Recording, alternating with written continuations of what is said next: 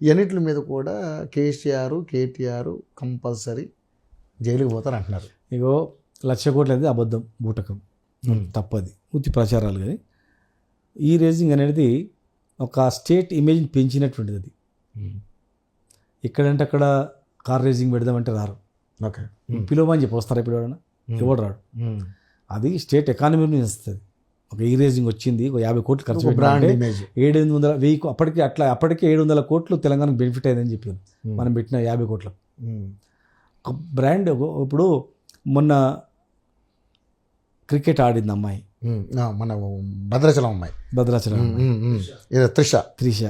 ఆమెకు నగదు పారితోషికం ₹1,00,00,000 ఎంత ఇచ్చిండ్రు. అవన్నీ వేస్ట్ అంటే ఎట్లయితుంది? అట్లా అంటే వేస్ట్. అంటే మీ ప్రభుత్వం ఉన్నప్పుడు కూడా ఎవరు సానియా మిర్జాకి ఇచ్చారు కదా కోటి రూపాయలు. సానియా మిర్జాకి ఇచ్చినాము, తర్వాత పివి సింధుకి ఇచ్చినాము.